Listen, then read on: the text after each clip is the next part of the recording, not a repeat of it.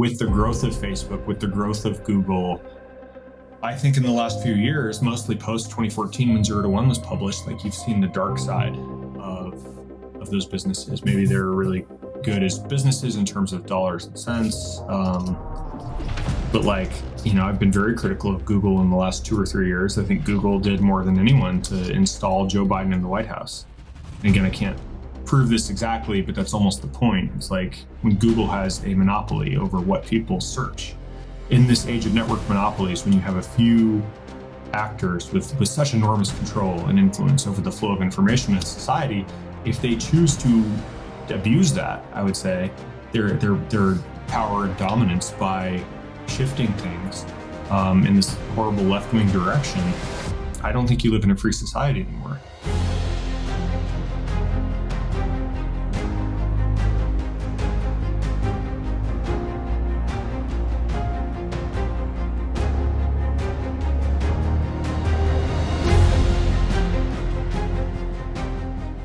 So starting off, have you always been interested in politics, or did politics become interested in you later in life? Yeah, that's a great quote, and it's one I use on the campaign trail a lot. Trying to wake people up. Politics, you may not be interested. I get it. People want to focus on their jobs and their families and their faith and all this. Wouldn't it be nice to not focus on politics? But if you're not interested in politics, sorry, I promise politics is interested in you. Absolute great quote. I, though, have always been interested in politics. I was a nerd growing up. My dad was a conservative Reagan Republican, and he had like Ayn Rand on the bookshelf. So I remember it's probably right behind me here, the Ayn Rand lexicon, right? Objectivist Randian thought from A to Z. And as a kid, this was as a middle schooler, this was like a very interesting book to me because, it's alphabetized. It's just dictionary. You want to know what Ayn Rand thinks about, racism or abortion or, monopolies. Mm-hmm. It's just a dictionary of her thought. And that was very interesting to me. I remember agreeing with most of it, disagreeing with some of it. But that was the gateway, right? A lot of sort of libertarian conservatives find that Ayn Rand is the gateway drug. And so I still think she's underrated. I still think, she was a spirit too, like a real kind of iconoclastic individual in that conservative, very strange Manhattan, right-wing scene in the 50s. But that was the gateway. And then that led me to I think my dad also had like Human Action, right? Also down there, a couple editions by Ludwig von Mises. And so I started reading that in sort of middle school, college. You can tell I was a very popular kid in school. Von Mises says that price action is actually. I know. And all the guys, Murray Rothbard, who again is a spirit. He seemed to know everything about everything, and then it's just fascinating looking back too, because I still think some of that stuff is right, and some of it's absolutely just kind of nutty or insane. His fidelity to logic and truth is admirable. And then, man, it leads to some really weird conclusions, right? And this is something I've experienced as I've gotten older and probably less libertarian and more traditional conservative, more sort of America First conservative as we've seen this movement sort of develop, right? But I think it was important to start there from that Austrian free market perspective. And now we can query whether that's right, whether, where it goes wrong. I was reading Pat Buchanan, in the mid 90s. And I remember my parents voted for Perot in 92 and I was 6 years old in 92. So it was like the first election that I was really politically conscious for. I have no memories of 88. And so they voted for Perot, even though it was and that was strange to me because it was a strong Republican household. So it's like, why aren't we voting for the president, right? For his reelection, for George H.W. Bush. And my parents were pissed about two things, and I'll always just remember this.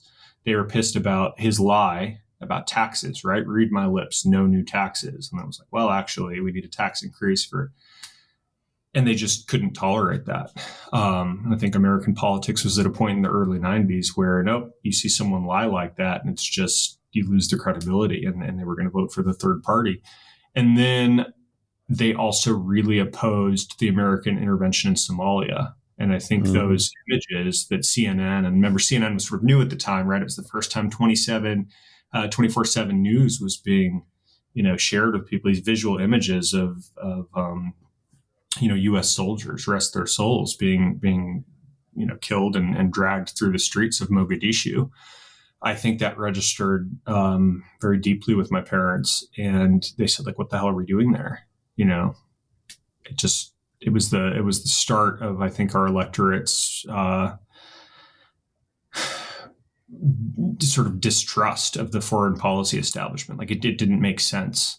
But the imagery was so stark that they were just like, we can't do this. So they voted for Perot, and I think Perot got what, 21%. Like, it was a pretty good showing for a third party. And of course, you go back and watch those debates. In my debate prep for my Senate race last year, I went back and watched basically all the presidential debates from modern memory, and you see, Bill Clinton, Ross Perot, and the president George H.W. Bush debating, and Ross Perot, God bless him, was bringing out, all this data and facts. And now here's the deal. And of course, he paid for all those commercials with him on the whiteboard. And it was really something. He was never really, I think, on track to be president. But I think that Buchananite Ross Perot moment in the early to mid 90s ultimately, comes to fruition with Trump's election in 2016.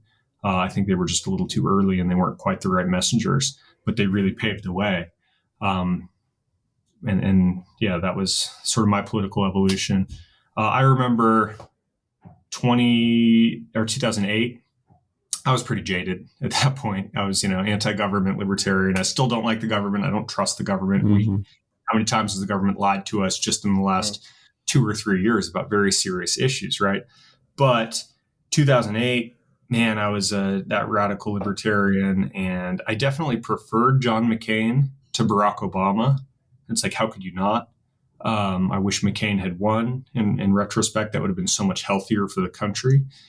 But I think I saw a dime's worth of difference between the two, and not a dollar's worth of difference. And I wanted that dollar's worth of difference. So I actually voted for Ron Paul. 2008. I was on the Ron Paul revolution, right? Very excited when he placed, I don't know, second or third or whatever he did in New Hampshire. It's like, we're going to do this. And it's like, no, we weren't going to do this. Yeah. He was this charismatic guy who was like talking, rationally about, we need to be very skeptical about foreign entanglements, right? Already, I think he had discerned that we were being lied to about Iraq and Afghanistan and how well those wars were going. And of course, he was critical of our monetary policy and the Fed just debasing the currency. And so that was very charismatic to me. And I was crushed when Obama won. I was at my senior year in college, and I was at Stanford, surrounded by all these liberals who literally, they had no faith in anything transcendent, certainly no faith in Jesus Christ. But I saw, and it was so painful to see, that to them, Obama, became this substitute messianic figure. And I'm like, I'm pulling my hair out. I'm like, I know where this goes. This is false religion. This is, there's a natural human impulse to religion. But when you don't have it, when you're not anchored on the truth or something truly transcendent, you'll worship idols. And I think Obama became an idol to them and to millions of people, and sold this false line of hope and change. And I knew it was, you probably did too, most of the people watching this. And then it's like 2012 rolls around, and after 4 years of this, slippery slope into socialism, of course we're going to get rid of Obama, right? And you had Mitt Romney, who's tall, handsome, successful. He's a governor, rich. Like, of course, this businessman speaking common sense would take down Obama. And then he, of course, totally failed to do it. And that was another black pill moment for me. It was, I ultimately think that he was just too nice. Mitt Romney, maybe he's like a nice guy, and you shouldn't be mean. I'm not saying being mean is a virtue, but you should know what time it is. I think Mitt Romney failed to do that in 2012, right? And it was like, well, I'm a nice, respectable man, and so is my opponent, the president. We have some good faith policy disagreements, and I think he just totally didn't understand the tone that was needed and the moment. And that was a save the country election, because we knew that the second term of Obama was going to be even worse. And when Mitt Romney just blew it, I became very jaded. And 2012 was a pivotal year for me, because I was just graduating law school. I just gotten married, had to decide sort of, what direction to take my life. I'd had this political background, but politics didn't seem like the right thing. It seemed over. It seemed like this uniparty had won. The Republicans, don't even want to put up a fight. Couldn't even beat Obama, who's obviously this horrible socialist. And I went into business, and we can talk about that and venture and all that. And I'm glad I did, but it wasn't until Trump comes down the escalator and, sort of injects something very new into Republican politics, basically taking the party over in this America First direction. That's when I got sort of re-engaged and reinvigorated. And that's when I began to feel, and I felt this way ever since, that like, hey, it's not over yet. We still have a chance. If the Republican Party becomes like the People's Party, party of the working class, party of the rich class, party of everybody who just wants to believe in common sense American ideals. And it's amazing that that's controversial today, but that's where we're at, right?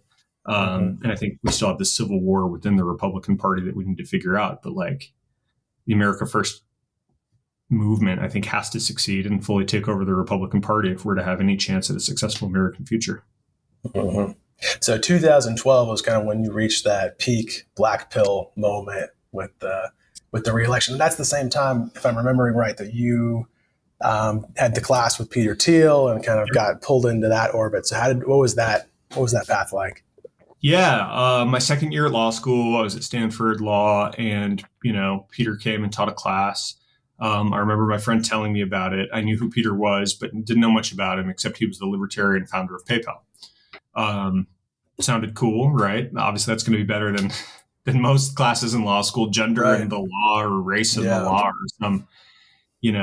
So I took the class, and it was just very refreshing because for the first time, and like I had a lot of smart professors at Stanford, right? Stanford and Stanford Law. But most of the time, I took a class from like the world-renowned expert on Shakespeare. And when I was at Stanford, and it was fine, I guess it was good. Like we read Shakespeare and he talked about it, but he's written books on this. And so most of the classes were him reading from his book or it's just cool, I guess, but nothing that you couldn't really get online. And so I had become, I guess I still strongly hold this view that the value of most elite education doesn't come from the actual education you receive, but the fact that you get the diploma, the fact that you're excluding all these other people, right? If a Harvard or Stanford education is so great, why wouldn't you democratize it and make it cheaper and more accessible for a lot of people? Well, no, the value is, this person went there and that person didn't. And I think that's BS. So I was very jaded about my academic experience, but all of a sudden here I am sitting as a 2L. Peter Thiel's coming in. This guy's been successful. He's not a full-time professor. He's an operator. He's invested in Facebook, started PayPal.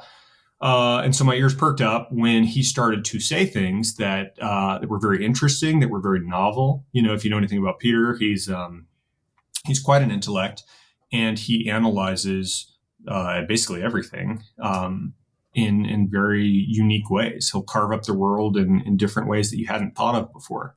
And it was this intellectually heterogeneous class. I remember one class session, we're talking about peak oil. The next class session, we're talking about China and the rising China threat, and this was 10, 12 years ago before, the CCP is the enemy had really become a bullet point in our politics.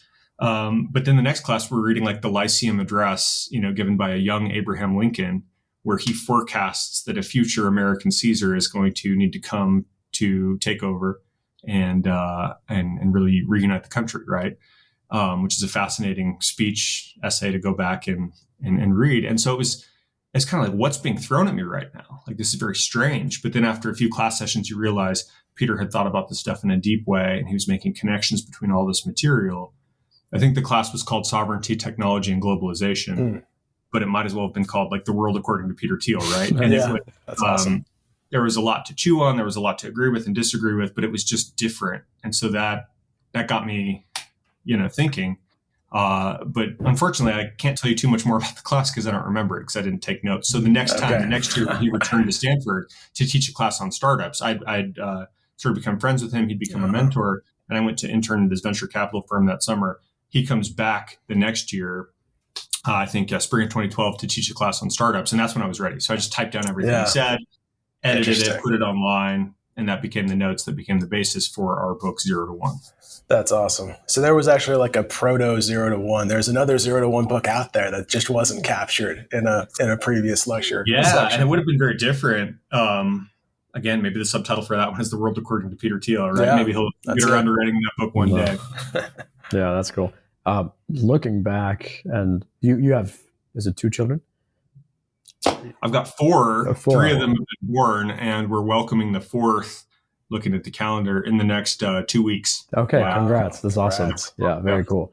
So if you're thinking of your children, you went to Stanford Law School, thinking of your kids, like what kind of education, given the deficiencies that we all understand about elite education, diplomas, et cetera, what kind of education do you see as optimal for your children?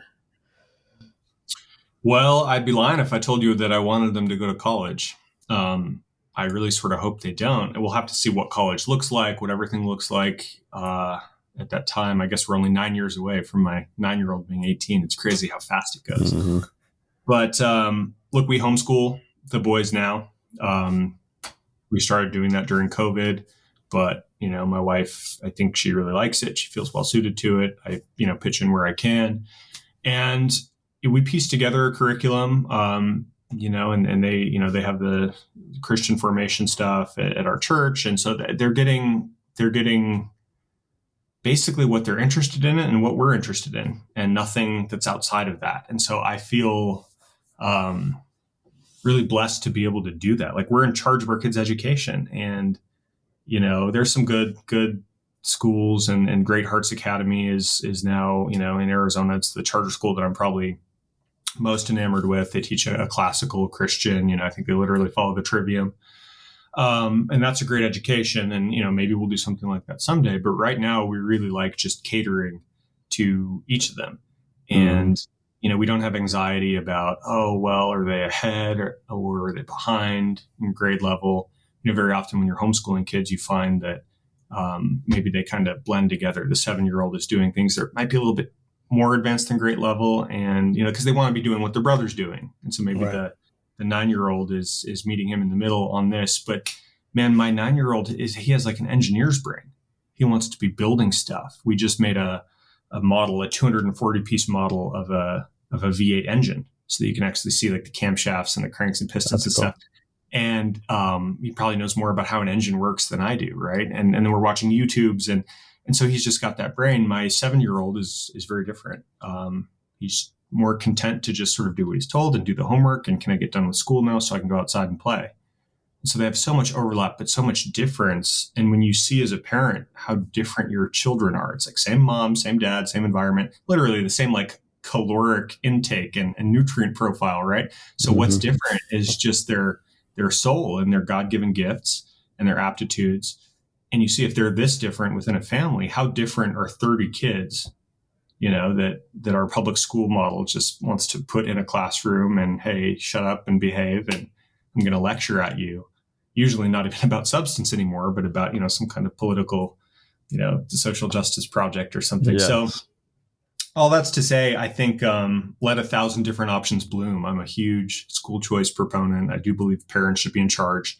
And not bureaucrats. I think, the great teachers should be paid more. The bad teachers should probably be fired and replaced by people who are going to become great teachers, right?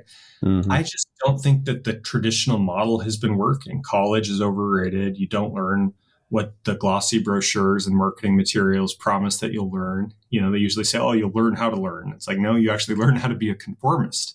Mm-hmm. That's true. And it's like, I think Peter has this quote where like a diploma is a dunce cap in disguise. Maybe Michael Gibson came on your podcast and said the same thing, right? Yeah. You pay like an enormous amount of money now, often going into debt, non-dischargeable debt, by the way, thanks to Joe Biden, right? So you're creating a class of indentured servants that don't know a whole lot, except they know that they hate Trump and they know that the system is rigged, and they just go, and then those people become leaders and policymakers and teachers, and everything swims further and further left. So maybe my kids want to go to college someday. I hope to sort of spare them from that. Or maybe they want to go to a place like Hillsdale. We have some pockets of colleges, whether they're explicitly Christian or not, that are just alternatives. You're right. We want to get these kids to unplug from the matrix and actually think for themselves in a real way, not in a fake way that like Yale would promise to teach you. Yeah. So I'm curious kind of on the subject of education before we get to venture. Having been part of the Peter Thiel circle, again, as you mentioned, we spoke with Michael Gibson on a previous episode. Do you see a theme with people in that orbit who are people who are still extremely intellectually capable, but they're not just your classic sort of egghead academics, right? So how do you, I guess another way of asking it is like, how do you foster or develop that intellectual curiosity without it just being like a dead end? All the men we've spoken of in that orbit are men of action, but also capable of intellectual curiosity and academic pursuits. Yeah. I mean, it's always this interesting question of like where intellectual curiosity comes from. I do think you can stifle it. So I think some of it's natural. I think you can stifle it in childhood. I think you could also, foster it. So it's part nature, it's part nurture, but I do think school tends to beat it out of us. I think people are naturally curious. Kids are naturally curious, right? They might not naturally be intellectual, and some might be much more practical and all that. I don't think everyone should have to be an intellectual. Like it's not, that might be what you are, but if you're not, that's like totally fine. I just think if you allow curious people access to books, or increasingly, like I'm a huge fan of YouTube. You can basically learn anything on YouTube now. And this wasn't true like when I was in college. It just wasn't, certainly in high school. YouTube barely existed when I was in high school. But now it's like everything's out there. If you want to go and be like a, extremely talented videographer or filmmaker, like you can go and do that. And the cost of the hardware is coming down. The tutorials on the software are basically free. It's really just a function of how much interest and time you're willing to put into something. This is something I tell my kids every day. Like you will never be great at anything unless you practice it really, really hard. Kobe Bryant, LeBron James, like these guys are obviously just blessed with tremendous talents. And I think that, you can't change that. That's just what God gave them. But obviously they cultivated those talents, over tens of thousands of hours of practice. And this is true with any creative discipline. It's true with anything.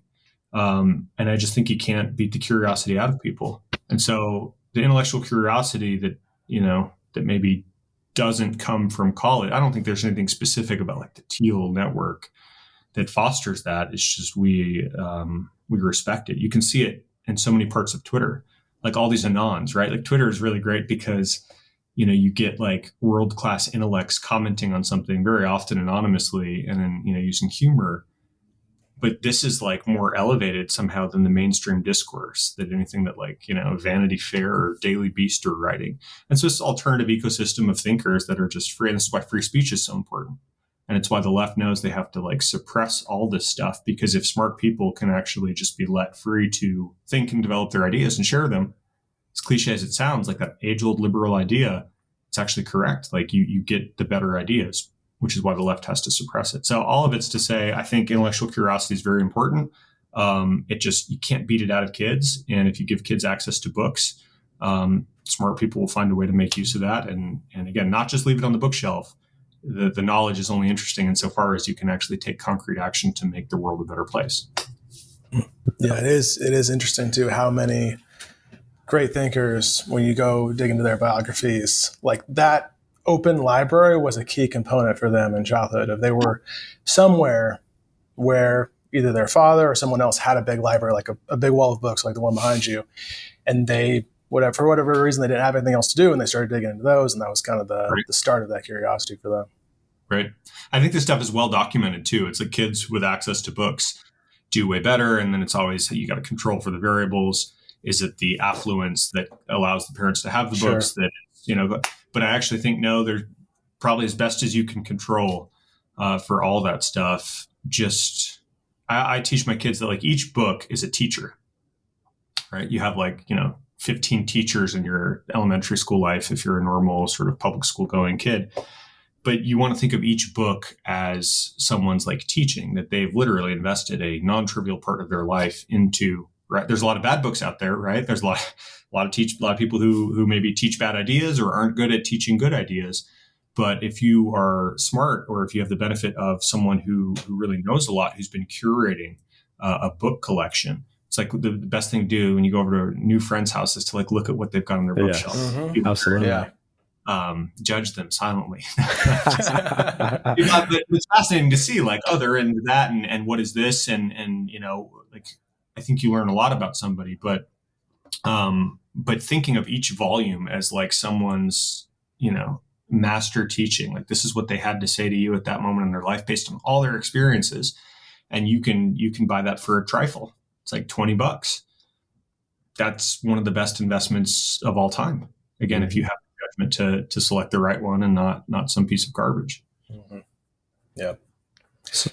Go ahead. I was just going to ask, so on the book line, so you co-wrote 0 to 1, Peter Thiel. That was back in, I guess the lectures were in 2012, and I think it was released in 2014. Yep. And then here, almost a decade later, like we've had multiple people when we ask them, like, what's the top startup venture book you recommend? People always say either 0 to 1, or they say 0 to 1 and they feel bad about it because everyone says 0 to 1. They just feel guilty. They're like, I should have something different. Monopoly, a book about monopolies. Yeah, that's right. That's right. But so, yeah, still a wildly impactful book, even a decade out. So I was curious to ask you, what once you got in and started doing more venture work yourself and started working with Peter and all those folks, was there anything that you learned after you all created that book that were additional lessons, or even things that you would have gone back and changed or tweaked in that content? Yeah, I mean, I think it's been a while since I've fully sort of reread 0 to 1, but as I remember writing it. I think it's held up pretty well, actually. I do. This thesis that these network software monopolies were very powerful and very hard to dislodge, and might just, grow and maintain their monopoly power, I think turned out to be even more right than we had thought. Or just look at the growth of like the FANG companies since 2014, Like we probably should have believed even more in our thesis and invested a lot in those companies. But what we didn't quite see, or what I'll say, I'll just speak for myself. What I didn't quite see is the dark side of that, right? I think, when Peter's class was taught, so spring 2012, I think Facebook went public in spring of 2012 or somewhere around there, maybe a little earlier. Facebook was still a charismatic company. It was still an upstart, right? It just wasn't quite as ubiquitous. And with the growth of Facebook, with the growth of Google, I think in the last few years, mostly post 2014, when 0 to 1 was published, like you've seen the dark side of those businesses. Maybe they're really good as businesses in terms of dollars and cents. But I've been very critical of Google in the last 2 or 3 years. I think Google did more than anyone to install Joe Biden in the White House. And again, I can't prove this exactly, but that's almost the point. It's like when Google has a monopoly over what people search. And I know people say it's not a monopoly because you have Bing and DuckDuckGo, and it's like, sorry, no, it's a monopoly. It's like Google has become like, the verb. I Googled that. And right. It's Kleenex Band-Aid. It's I think 80 or 90% of people like go to Google. And so in the weeks before the 2020 election, when you query, Trump versus Biden, it matters what you see. And Google decides what you see. And the algorithms by which they decide what you see are opaque. Like you can't inspect them. I can't. They're not open source. I guess I don't expect Google as a business, as a market actor, to just open source all of its stuff. But this is why maybe in instances like this, like you need some government intervention to get in there and say like, hey, in the weeks before an election, like you're not actually allowed to change your search engine algorithms in ways that will benefit one candidate or another. Because like, call me old fashioned, but in theory, we have a democratic republic. The voters are supposed to go and electors are basically supposed to go and decide as the American people who the president should be. It's not like, some bureaucrats at Google who should decide. And so I think in this age of network monopolies, when you have a few actors with such enormous control and influence over the flow of information in society, if they choose to abuse that, I would say their power and dominance by shifting things in this horrible left-wing direction, I don't think you live in a free society anymore. And that was something that was like very hard to predict. Mm-hmm. 2004, when the first angels were cutting a check into Facebook, right? Right. And so if you've been around technology, you know, it can be used for tremendous good. In 0 to 1, we define technology as doing more with less.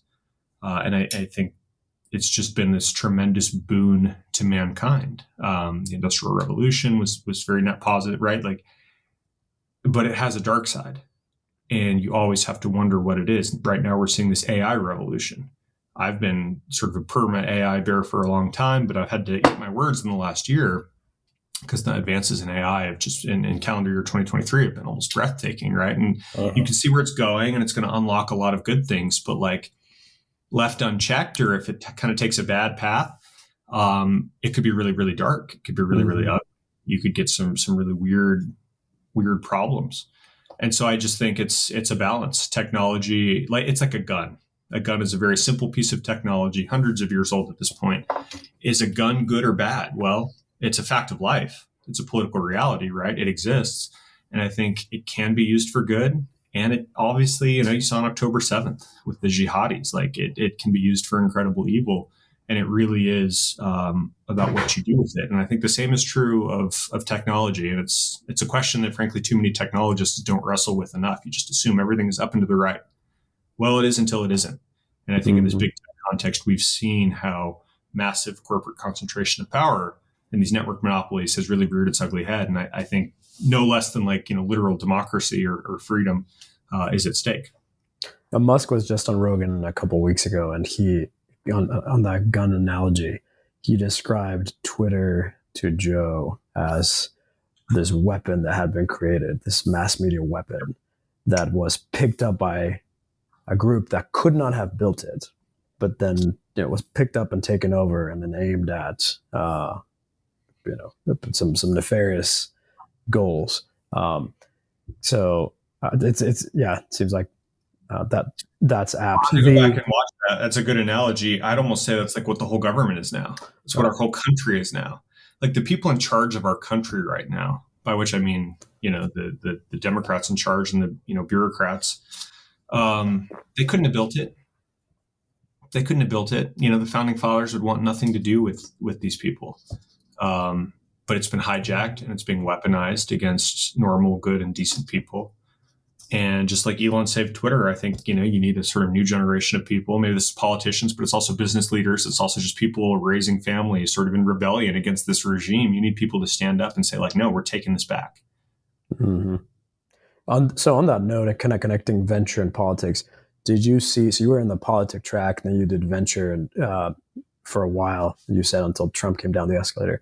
Did you see a continuation in some way from politics in venture in this? And I'm thinking specifically of a quote early on in 0 to 1 where Peter and you say that something, I'm going to paraphrase it here, but a startup, in its simplest terms, is the smallest group of people that a founder can convince to build a different future. So in a way, it's like building companies, venture, and this is how we think about it here in Your Founding. Building companies, building things is a deeply political action, because you're ushering in, you have a vision for the future, you're ushering in, you're assembling people to build it.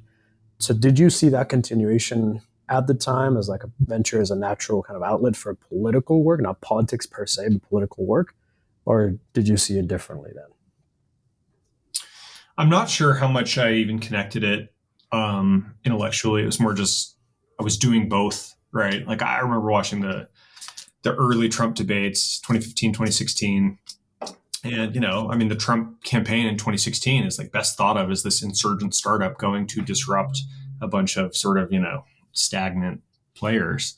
Maybe that's not quite a perfect metaphor, but if you had to make a business metaphor, it'd be that, right? And he just came with a product that was 10x better, and it was new and it's fresh, it was charismatic, and he, and this is disruption. It's like a company that grows so big that it just can't innovate anymore. And it tries to just harvest its existing lines of business, right? That's a standard Republican politician who's just giving you talking points from 1988 or whatever. It's like, dude, I love Ronald Reagan. I think he was a great president for 1988. It's not 1988 anymore, right? China's in a completely different place. Free trade hasn't worked out so well vis-a-vis China, right? You have Iraq, Afghanistan to learn from. Like, we're in a different place as a country. So some of the principles are obviously, they're evergreen, but some of the applications are very different. And Trump understood this in a way that no Republican politician did. So you had all these guys, including governors, senators, like powerful, and some that we still like, right? Like Rand Paul, God bless him, love Rand Paul. But Trump just got up and articulated these very bold truths that, you knew to be true, I knew to be true. They resonated with most of the people, but it was just shocking to hear a Republican politician actually say this stuff. Like, I remember, and it felt very disruptive, like almost uncomfortably so. In the first debate, I think Trump stood up and said, the Iraq war was a giant disaster. Like, they lied to us and it was a mistake. And God bless our soldiers, who are doing their duty and laying down their lives for our country. They're doing what they're told. But like, what about the people who engineered that war and told us it was about weapons of mass? He said, this is a giant mistake. And the donors in the front row booed, and you're like, oh, yikes. Like, not really working in the room, right? But then Trump is just a master at media and presentation, and he just totally flipped the tables. Again, it's like doubly disruptive on substance, but then on the process, he's just like, what are you booing for? Like, of course you're booing. You're Jeb Bush donors. His brother did it. Like, yeah. But you know what? Doesn't matter what you think. You paid to get here, right? The people in the back, the people through the camera, the American people watching this at home, they know I'm right. They know I'll have their back. They know that you. It's just like this powerful moment. So I remember talking with Peter then after the first or second debate. It's like, you saw this performance, you saw Trump sort of wipe the floor with the competition, and it's like, that guy's going to win. That's the insurgent startup that's going to go and take it to the Republican establishment and also just the general uniparty establishment. And that was when I think Peter said, like, he's going to win. I'm going to back him. And we got involved, and I got to join the transition team after Trump won and all that. But that would be like the analogy I would make. It was the charismatic startup, the outsider coming in to disrupt the party that the insiders had built for themselves. And it was just a watershed moment in American political history. And we'll see if we can get another one here in 2024. Yeah, that would be amazing. So what specifically about Trump winning made you think, like, maybe I have to, maybe it's time for me to get back into politics directly? Was it just a broad event, or specifically? It was a broad event which sort of reinvigorated hope, right? Like, hey, maybe we can have a party that wants to have border security, right? Build the wall. I mean, he can, the way Trump talked about that, right? Like, it drove people crazy, but it's how people talk at their dinner tables. It's like, why should we have 30 or 40 million illegals in this country? It's our country. It's not their country. No offense. It's not personal. My country is not Botswana. It's not Austria. It's not Japan. I love Japan. I think it's a great country for the Japanese. Our country is for Americans. And I know we legal immigrants, we can have a great debate about like how many we should accept. And I want the world's best and the brightest to come here. And I think, there's a certain kind of immigrant that just makes everything better for everybody. But like, that's not 30 or 40 million people walking across our border led in by Joe Biden, right? Some of whom are going to be Hamas terrorists, and they're going to strike. Unfortunately, it's a question of when, not if. But Trump was able to talk about these issues in this way that just gave me such hope. And then when he wins, and now it's like you've got Stephen Miller in charge of immigration policy, it's like, hey, maybe we could actually change things. And look, the administration wasn't perfect, but I don't think anything in this world is perfect. It was pretty good, especially in light of all the resistance, right? The left, literally, their mantra was resist, the resistance. But there was also incredible Republican opposition. I'd say center-right establishment Republican opposition to the Trump agenda. And they still got so much done, such that we actually had meaningful security at the border. The economy was actually roaring. Median wages were going up. It was getting easier, not harder, to start a family in 2017, 2018, 2019. All that stuff is erased under Joe Biden. And of course, now the world is teetering on World War III because of Biden's inept management of foreign policy. So like, Trump administration was a giant success. I took a lot of inspiration from that. But at the micro level, it was probably my experience on the Trump transition team that really got me thinking, hey, maybe I should do politics. Maybe I should try that. Because when I was interviewing people, to go into various jobs at the DoD or CDC and all this stuff, I was meeting many congressmen and senators and people like that for the first time. And I think before that, I only met my hometown congressman once in high school or something, right? So you meet these people, and I was, what was I at the time? I was like 31. So I was, young man. But you realize, like, man, some of these people, they're really talented. Some aren't, by the way. And you're like, right, you're in charge? Oh boy. But some are really talented, right? And some are good and smart and, have good moral heft and like they're good people. But even those people, even that subset, which is not most of Congress probably, I found that many of them who had been politicians for a long time and were representing constituencies, like they ought to have their finger on the pulse of what's going on. And they were asking me as this sort of random 31-year-old kid, like, Blake, what the hell just happened? Like, how did this country elect Trump? And I felt like, for whatever reasons, maybe just because I was normal and paying attention and like not a politician, I could actually explain to them like why that happened and why it was actually really great.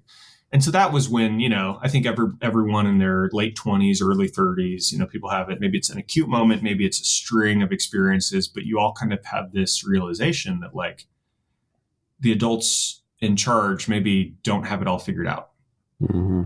As a kid, that your parents are semi-divine figures and like they know everything, and then you sort of see over time that they're people with strengths and weaknesses. And then I think your relationship gets even stronger in your 20s and 30s when you realize that, and you're dealing with them as people and not just parental authorities. And I just had that experience writ large with our political system. It's like, it's actually way worse than we think. And it actually is really good to pray for all people in government, because like they really do need it, even your political enemies, right? We got to figure a lot of stuff out, and the adults in the room don't have it figured out. And I thought, hey, maybe I could really contribute something here.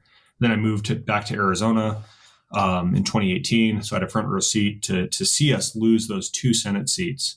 It was always John Kyle and John McCain when I was a kid. Ruby red Arizona, right? You didn't have to worry about it. Well, I think, the party in Arizona became inattentive to the changing demographics and the changing sort of, cultural tide. And all of a sudden, Arizona's a swing state. Boom, boom. We lose both Senate seats in 18 and 20.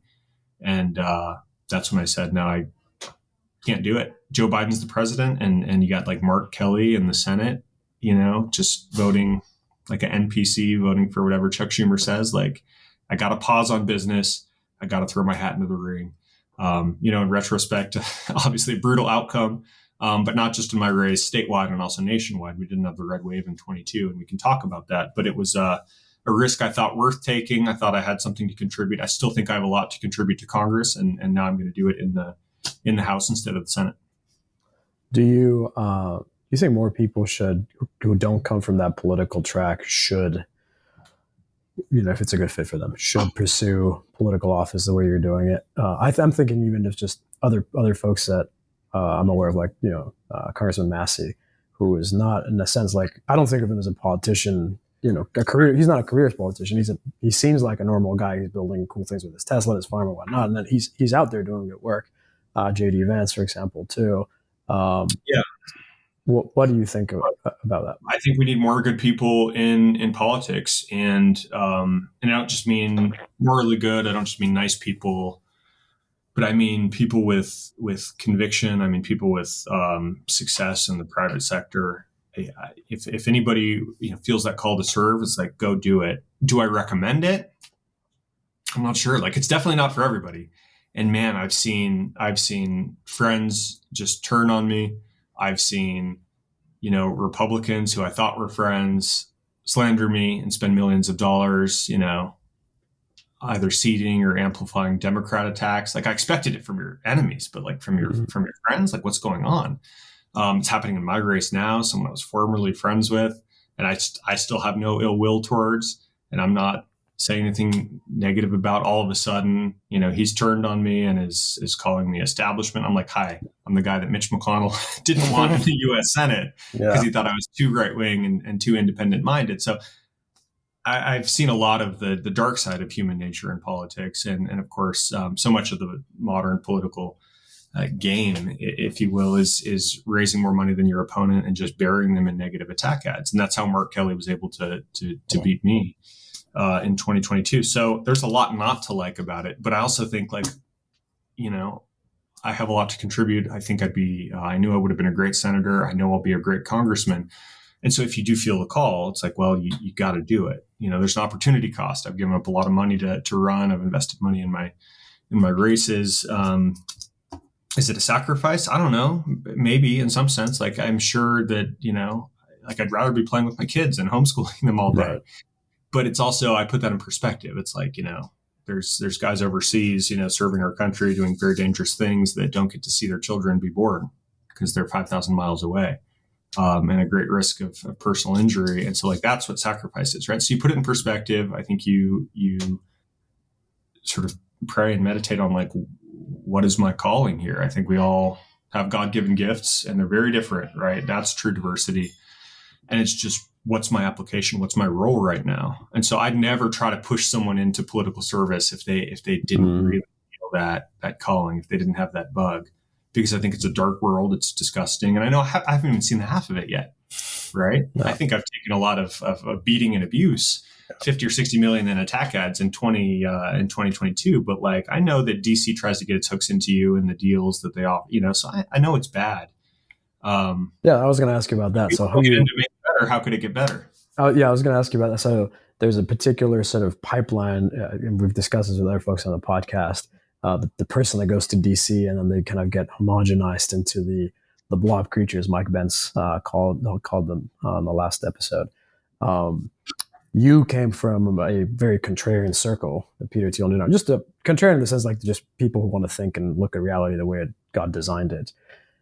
What was it like to certainly be confronted with those?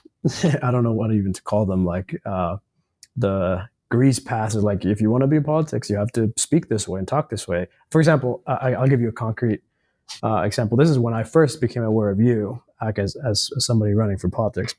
You obviously won't remember this, but I hopped on one of your Twitter spaces in 2021, 2022, when you were running for Congress, or for Senate. And it was just baffling to me in a good way that here's a guy that was running for office and doing a Twitter space, and I asked you a question, and people were asking questions, and you were just answering back. I was like, this is not so different. Yeah, different experience. This is amazing. Like, people, this is normal, because I hate the presidential debate format. It's so canned, and it leads to particular, results and outcomes that are not, like a 3-hour Joe Rogan podcast is I get a better sense of the person than, like, the president. Anyway, so back to my question. How is it like for you to come from this just sort of free thinking, approach the world as it is, kind of side into the political, monolithic world of DC? Well, it was a rude awakening in some sense. Like, I did a lot of events like that, Twitter Spaces, and when people see me speak, I'm very candid and Q&A and all that, and that's the only way I know how to be. Like, my whole thesis was, people want the truth. Don't just give consultant provided talking points, right? Say the truth and see what happens. And surely that'll lead to victory, right? And the problem is, like, well, that's not right. It's actually wrong. And modern politics is not the Oxford Debate Society. It is not, unfortunately, this podcast or Joe Rogan's podcast. And, I knew this going in. I wasn't completely naive, but, like, I saw how everything's recorded. Your enemies, both Republican and left-wing enemies, they'll take anything. They'll take anything out of context. And if they get that 3 seconds of video of you saying something, even if you prefaced it with something, and, they'll take a point and they'll either just completely invert it and lie, or they'll just, mislead someone and provide the filler narrative. And then all of a sudden you're saying something that you really didn't say. And 230 people, or maybe 2,000 people, saw the Twitter space where I explained, hey, we're never going to cut Social Security. Like, we're not. I believe in Social Security. I believe Trump is right. Paul Ryan is wrong, right? You can never pull the rug out from our seniors, from people who have built their lives around, planning on Social Security or Medicare or something. So no cuts. And I was running against Republicans that wanted to cut entitlements. So I was the guy standing up for the seniors. But of course, they got me in 3 seconds and took something very out of context. And 5 million people in Arizona came away with a very false impression because the Democrats are good at making ads that, Blake wants to cut. And so that was harmful, but it wasn't true. And so I realized, like, my job as a candidate is, to be candid, right? People want authenticity. They want truth. They want smart people to be able to think about problems and bring their intellect to bear on those problems.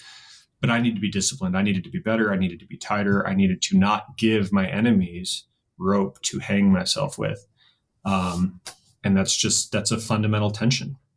It really is. It's one that made it hard to run in a swing state. I'll tell you that, especially with the right-wing primary, late primary. So as soon as I won that primary, and I had a guy spending $20 million to cast me as everything horrible in that primary, win that primary August 2nd. And I have like 3 months to turn around and try to appeal to a completely different audience. So that was tough. What's cool about my race now is this is a primary only fight. This is right-wing Republican primary. This is favorable terrain. I don't think my opponents will have as much opportunity to lie about my views. And so I'm able to get out there and be the same me, candid, and tell people the truth as best I see it. I'm not right about everything, but I think I'm right about some key things, and I'm open to learning and just being candid. So I hope, I don't think I feel like I sound like a politician. I'm just tired of that. It's that they even have this, the Bill Clinton thumb gesture when they're delivering talking points. Yes. And consultants tell you to do that because they're like, well, you wouldn't want to be caught on camera doing something weird with your hands, right? So everything is just manicured. And the talking points are just shaped. But I understand why now, because if you're too freewheeling, you can get into some trouble. You can either actually say something stupid, or you can say something that with, professional editing looks very stupid. The problem is then every politician becomes terrified of that. So you clam up, you listen to the consultants, and it's just this mass-produced product. And it's like, we have very serious challenges in our country. How could politics ever improve them if the politicians themselves are not allowed to speak freely? And if you can't speak freely, you can't think. And if you can't think freely, then God help you. You're just, this is a sinking ship. So I'm trying to break the mold. I'm trying to do it in a smarter way, be a little bit more disciplined. But ultimately, I just got to be me and say the truth as I see it. And I'm pretty sure that'll end up in the right place this time. Yeah, that was obviously the interesting thing about Trump, is that he was very anti-fragile in that sense of, he said many things many times every week that would bury any other candidate permanently. They'd be out of the race. And he just seemed to just gain speed off of that. So that, that candor worked in his favor.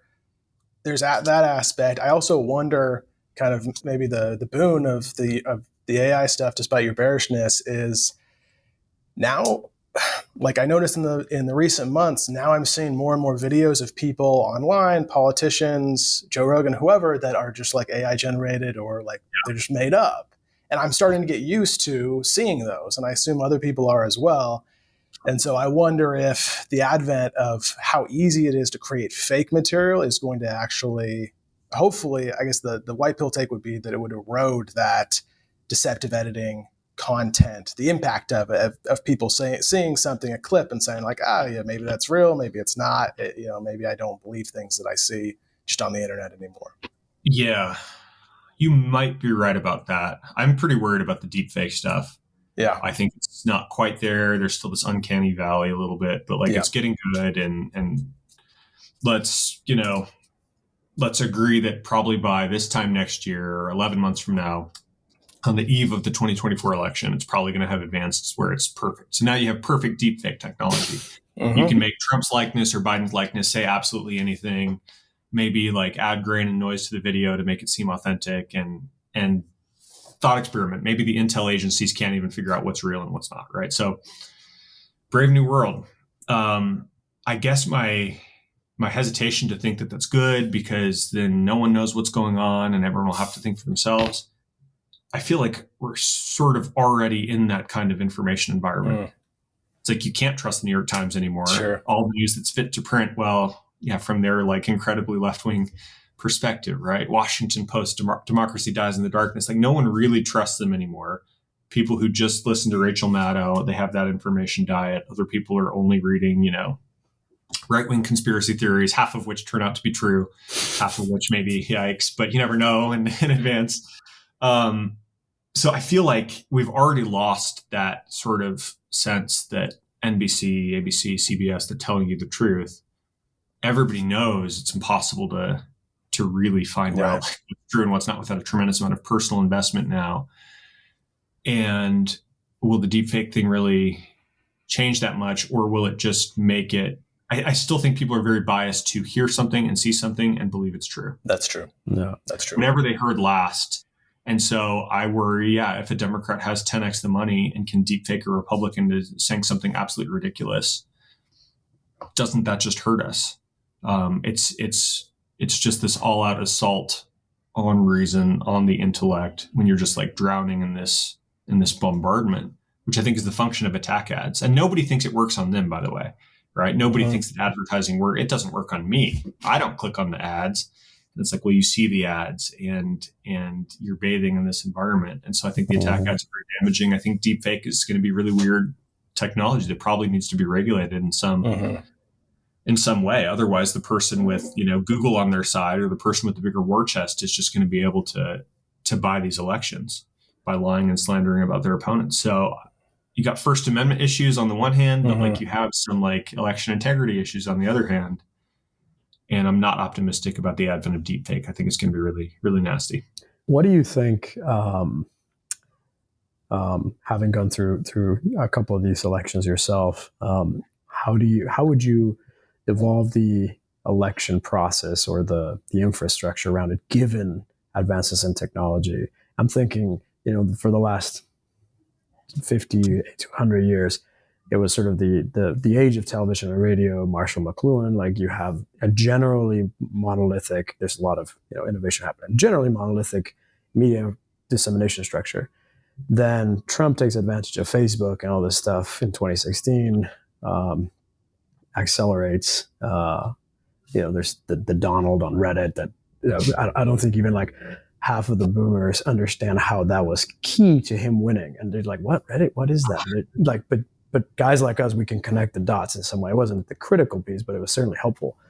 Now deepfake and AI. So do you see any changes, that need to happen given the increase in innovation and technology in this space? I mean, I don't know how the AI stuff and deepfake stuff is actually going to play out, but bracketing that, I think Republicans just have a fundamentally more simple problem that we have to solve, which is just ballot collecting. I wish it wasn't this way. I wish it was more about winning hearts and minds and making arguments that actually land with the electorate, and this sort of romanticized view of American democracy. Like, it's not that anymore. And I know, like me and Carrie Lake in Arizona, and we spent so much time doing these great events and talking to crowds and winning hearts and minds in 2022. And the party infrastructure just wasn't there to grab ballots. And I think the Democrats, and it's just like, look at 2020. And I think the 2020 election was super messed up. And again, big tech and FBI and like everybody was sort of working to install Biden. I mean, just the Hunter Biden censorship alone, I think would have changed the outcome in that race. But if you look at exactly the point, how they were able to sort of get Biden in there, when you remember like the white circles, of people standing for the Biden rallies, you had 30 people social distanced, and it was just this incredibly uncharismatic, hide in the basement, come out for a week rally thing on the one hand for Biden. And then Trump is like filling airport hangars and flying his 747 in, and people are showing up, and it's just incredibly charismatic, right? But it turns out, I think Biden's even said this, right? Like, who counts the votes matters. Who's gathering the votes matters. And the Democrats in 2022, I think, had shown they've reduced these elections to gathering ballots, right? They're not looking for hearts and minds. They're looking for votes, which in some sense is really smart. It's I think, sinister and cynical, but like, man, them's the rules. We got to play by it too. And so the Dems were really good at sort of on the ground organizing. This is just something that Republicans are less good at. The Dems would go door to door and harass people, right? Probably sometimes illegally, in terms of like pressure, and you're not allowed to, in Arizona, take physical custody of someone's ballot. It's ballot harvesting, but you are allowed to knock on someone's door and say like, hey, we saw you got an early ballot, time to return it. I see it over there on your kitchen counter. Oh yeah, I can leave you alone as soon as I'll walk you to the mailbox, right? Like, have you voted Republican? Like, we should be doing that and let people know, like, I'll leave you alone as soon as you get your ballot in, and then I can move on to someone else. We got to win this election because Joe Biden's killing the country. Like, we need to be doing that and following up with calls and text messages and stuff. And I think the Republican political operation is a little bit more grifty. It's a little bit more about consultants making money and not about like true believers putting shoulders to the wheel to actually get those votes in and win elections. And if we had a $10 million investment in Arizona, not going to any candidate or anything, but just a party level investment in infrastructure where you could hire 1,000 activists to go knock on people's doors and get their mail-in ballots. Like, we had the mail-in ballots on people's kitchen count. We had enough to win. If they just returned them at the level of people returning them in Florida, then we would have had a clean sweep of the MAGA slate in Arizona. And it's like, well, that infrastructure doesn't exist. So before worrying about AI and all the technological advancements, it's like, can we please have a party infrastructure that's competent enough to realize, like, if we don't do early voting, if we don't actually go and politely but insistently bother people at their door, on their phone, in their email until they return a ballot, we're not going to win elections. And that's just like table stakes. And it's maddening that no one did that. But I hope we learned our lesson, because if we do that in 2024, we can win. And if we don't, then like we're going to lose, and this might be our last shot. Mm-hmm. So what do you see as the key issues, both for you and then going into the 2024 presidential election? I mean, I think, it's security and economy. And the security component, unfortunately, takes many forms these days. In Arizona, of course, the top issue is like the border. It's just, they're not even trying. It's wild. Like, it's wild. Like, I've seen the videos coming on. You've been there, I'm sure, but even just the videos that I've seen must-being out there, it's insane. It's actually insane. It's one thing. A lot of people have compared like Joe Biden to Jimmy Carter. You probably heard this analogy, right? And it's like, I get it, right? You had like crazy high interest rates and oil shocks and, world instability and all of that. But I fundamentally think that analogy is like unfair to Jimmy Carter, because as bad as he was, I think he had his heart in the right place. And I actually think he was trying to make America better. He just failed. Right. And it's like, that's bad, but at least it wasn't sort of evil. I think that Biden is not even trying, or personally doesn't even have the capacity to know whether he's trying or not. Right. Like, pray for him, man. It's really wild that this sort of, he's an avatar. He's like a zombie. He's like an avatar of decline, right? He should be in a completely different stage of life, spending time with his family. But they made him president, and the people actually running the show, I think they're not trying to make things better. It'd be bad enough if Mayorkas were trying to secure the border but failing, right? If he were just failing at doing a good job, that would be costly enough for the country. But he's literally not even trying, which to me is like a violation of his oath of office, right? It's basically treasonous. We're not enforcing the laws. Like, we need better immigration laws, yes, but like the immigration laws we have are actually pretty good. The problem is we're not enforcing them, right? And we've got great men and women at the Border Patrol that want to enforce them. And the Biden policy is basically like, you're not allowed to do your job. And they have to sit there and like process people who just walk in. And they're not walking in by the 10s and 20s, right? They're walking in by the hundreds of thousands. I think it's like literally 10 million illegals at least have come in just since Biden took office. And it's like, there's all sorts of bad economic and cultural reasons. But like, I think just as a national security, it's like, what if 1% of those people, like 90% are probably like, hey, if you were in their shoes, you'd be trying the same thing, right? It doesn't make it right, but like you can sympathize with them a little bit. 10% of the people are probably like, what Trump would call bad hombres. Like, they're not sending their best, right? 10% of the people have probably literally committed crimes in their home country and are people that you would not want in your country, right? You wouldn't want to hire them into your company. You just don't want them in their country. They don't belong here. And then probably like 10% of those, 1% of the total is it's probably really bad people who hate America and want to kill people, whether they want to kill Jews specifically, or they just want to kill white Americans, or they don't care what color or ethnicity you are. They just want to kill you because you're American. Terrorists, like literal terrorists, we're letting in, and Biden's doing it on purpose. And so you just have to you have to conclude like they want it this way.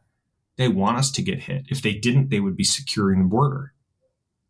And so I find myself talking about the border more than any other issue because we're going to get hit. This is a national security crisis, and the people in charge, they're not even trying. In fact, they're trying to make it this way. And I find that just like downright un-American. They should be thrown out of office and investigated, right? In prison, maybe.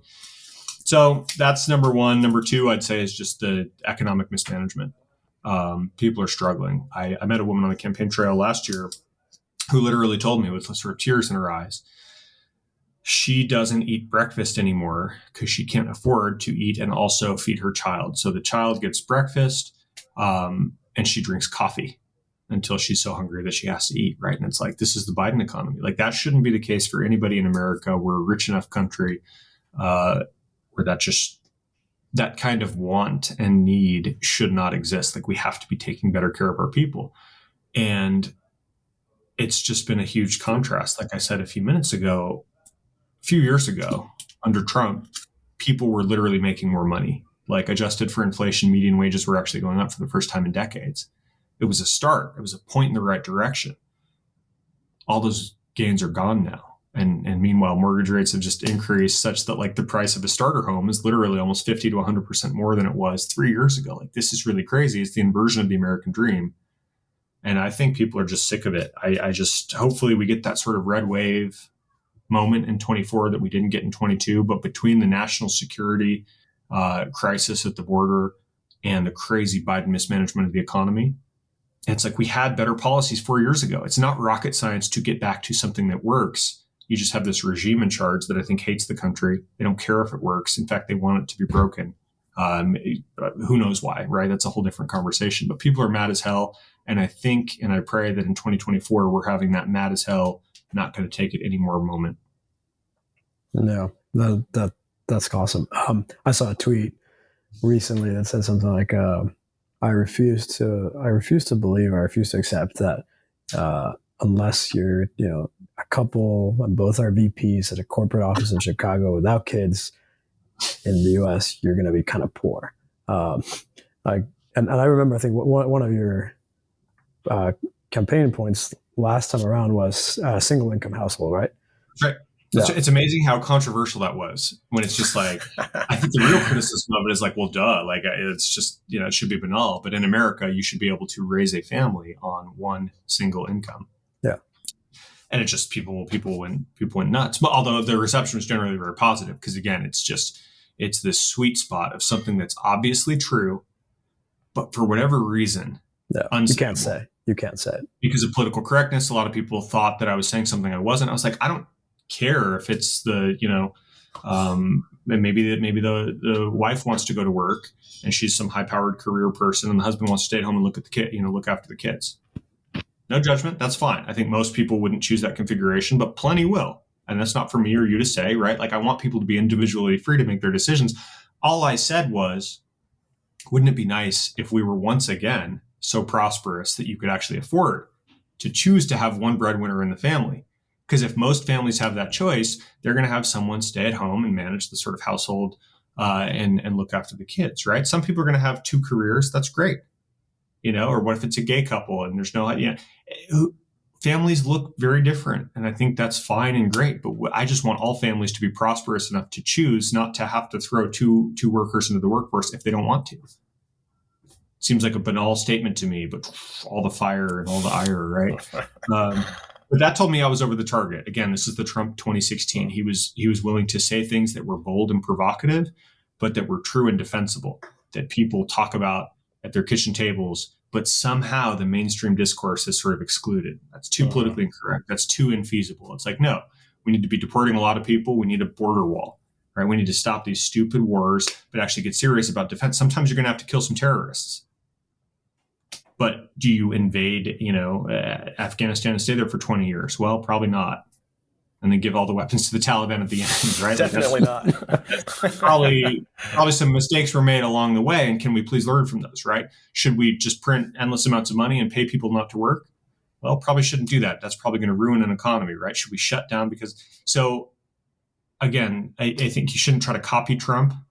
He's one of a kind, like that's right. Obvious, but you can learn from him. And one of the things to learn from him is get out there and boldly articulate true things that for whatever reason aren't sayable. And then I think people want that kind of truth, and we need that kind of bravery, frankly. Mm-hmm. How do you envision working when you win? How do you envision working with other Republicans who are, let's call them I don't even have names in mind, but these traditional politicians who are going to be more like, well, the country will kind of fix itself, and again, as opposed to men of will and action.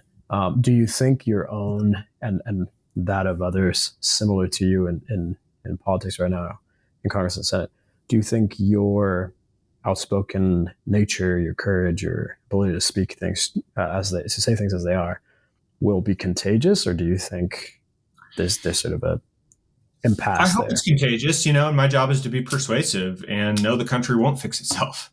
And I need to make the case why. And I want to broaden the Republican caucus. I don't want to just go to Congress to throw bombs for the sake of it, right? I'm not trying to be a TV pundit. I don't need a political career. Probably way better for my family and finances if I didn't have one, right? But I'm trying to go and build bridges and drag the caucus to the right? Usually build bridges and I want to unify, and that's code for compromise. Usually, I don't want to compromise. Then we just go further and further left. But I want to invigorate and enlarge the caucus in the Republican conference that really wants to get stuff done, but we're not going to sacrifice principle or ideas for the sake of practicality, right? And I think given the advances in AI, given the crazy flood of illegal aliens across our southern border, given the unfortunate increase, and I think we're going to see this play out probably here. I fear that what happened in Israel on October 7th is the trailer for the movie that's coming to the United States. As Trump says, we don't want a jihadi on every corner. And I think there's a civilizational clash here that might be coming. Given all these problems, given the $33 trillion in debt that's just going to continue to spiral out of control, I think Republican policymakers are going to be waking up and realize politics as usual has not worked. Mm-hmm. It's just not worked. And we've been kicking the can down the road for a long, long time. I think the Trump administration showed us what's possible. And we just need to return to it as a blueprint, right? And then what happens for the next 5, 10, 20 years. But if we don't get on track right now, we're done. I'm an optimist. That's why I'm running for office. Mm-hmm. I think we can change things, as crazy as it may sound. And I do think that our Republican Party right now, man, it needs a lot of work, but it probably is the best vehicle to really remake and reinvigorate and steer in the right direction. But as optimistic as I am, I'm still I think very realistic. And if the ship takes more damage, we're going to take on too much water and it's going to sink. And there's nothing that says that America has to last forever. I hope it does. Mm-hmm. And I think it was this divinely inspired experiment in liberty. But, any student of history knows these things don't last forever. And how long they do last depends on how capable the stewardship is. And I think our stewardship's very bad. And we're on the wrong track. Everybody knows it. You can feel it in your bones. 10 more years at this current clip, and I think America is unsalvageable. But it's also the greatest country that's ever existed. And so I refuse to let that happen. And we have to do everything we can to make sure that we course correct. And that's what's exciting about 2024. It's this extraordinary moment in our history. And I think we get to choose as a people. Do we want to continue to survive? Or are we just going to let it all fade into nothingness? Yeah, we had, in many cities here in Dallas, we had, big pro-Palestinian protests where, all these foreign flags just going down Main Street. Hundreds of people, thousands, drums, extremely militant, relatively disturbing to see in person, frankly. But what I'm getting is how is the Israeli-Palestinian conflict under the events the last 6 to 12 months there and other places globally? How has that impacted your thinking? I think the world's a very dangerous place. I think it always is. Sometimes you sort of take it for granted that it might not be because you're in this period of relative peace and stability. But sometimes, when this stuff happens, you're just reminded it's a really dark and brutal place. I think Reagan understood peace through strength. I think Trump understood peace through strength, right? I don't think Hamas makes the same October 7th attack if Trump is in office. I don't think Putin invades Ukraine if Trump is in office, right? And because they basically didn't, I think Putin invaded Georgia under George W. Bush, invaded Crimea under Obama, kind of fell in line, right? Yeah. Under Trump, it's like no new war started under Trump for the first time in 20 years. But it wasn't because of pacifism or some, weird isolationism. It was this very reasoned approach, like, well, we're not gonna provoke, we're not gonna be weak, we're just gonna be appropriately strong and somewhat unpredictable, right? Soleimani starts doing horrible stuff and arranging hits on our soldiers in Iraq, and finds himself the recipient of a hyper-targeted cruise missile. So Trump knew how to punch a bully in the nose, and the whole foreign policy establishment at the time freaked out, right? Left and right. It was, Trump's going to start World War III. It's like, no, that's how you avoid World War III. You show people actions have consequences, but you also, I think the generals were lying to Trump for so long about like, we can't take our troops out of Syria. In fact, we need more, right? They wanted to invade Syria and do regime change and all this stuff. And I just think his instincts were so much better than all of their years that they spent basically not winning, not even having a definition of what winning would have looked like in Iraq and Afghanistan. All right. So the world's a super dangerous place. I do think, I'm a strong supporter of Israel. I don't think they need our permission to go and do what they need to do in Gaza. They don't, they can take care of themselves. On the margin, of course, we're, supplying weapons and stuff. I just think, and my dad always taught me this growing up. He just said, if the Jews in Israel laid down their arms, there would be, millions of dead Jews. And if the Palestinians laid down their arms, there would be peace in the Levant. And it really is, sort of clear. Obviously, everybody wants innocent life to be spared. I just think you have this huge problem, and I think you're going to see this long, protracted war. I think what happened on October 7th is just like a moral horror. And again, I really fear that it is the trailer to the movie that we're going to see on play here, because how many Hamas terror cells have come here? And Hamas is very explicit, right? They want the eradication of all Jews. And then after that, they're coming for the Christians. Like, that is what they feel their religion calls for. And I think that's a huge problem. And we've not been paying attention to it for a long time. And I think this is why we need strong leadership. And you just see how badly the world is on fire because Biden is, at the end of the day, he's just weak. Yeah. Blake, so we're coming to the end of our time, but I wanted to ask you a quick question because you referenced it earlier, the Lyceum Address. What do you think of American Caesar? I think the closest thing, and I don't actually want a Caesar, to be clear, it might disappoint some of the people listening. I believe in our system if we actually follow it. It's like we don't follow the Constitution now. I do think I'd want to go the other way. Like, I think we should have term limits. I think the biggest miss that the founders had, as good as they got things, if we actually followed it, is term limits. I think term limits for bureaucrats, term limits for Congress, right? We already have it for president via constitutional amendment, but we need term limits. So I like the citizen statesman model. But of course, our founders also said our government was set up for and only works for a moral and virtuous and religious people. And we're losing a lot of that. I think Speaker Johnson just like literally quoted that on Fox News, which is amazing, right?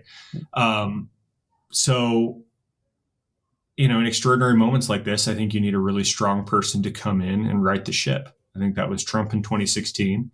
I think it's Trump in 2024, and we'll see what happens after that, right? But I don't believe in despotism. I believe in the system that we have, but right now we're operating outside of that system, and I think you need someone like Trump And there actually is, I think he's one of a kind right now. I think he's the one on offer. He's going to come.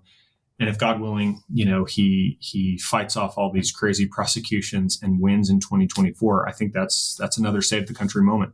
And I'm going to do everything I can to help it happen. Awesome. Well, Blake, thanks so much for joining us. This was fantastic. This is great. Yeah, thank you guys. Thanks for listening to this episode of the New Founding Podcast. New Founding has become a rallying point for founders and investors who are taking serious bets in the face of a stagnant business culture.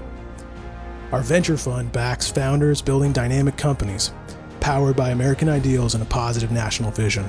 These are the kinds of founders that embody the optimism and competence of the people who come on this podcast. If you're interested in investing in our fund, check out newfounding.com/venture fund and follow the link to apply.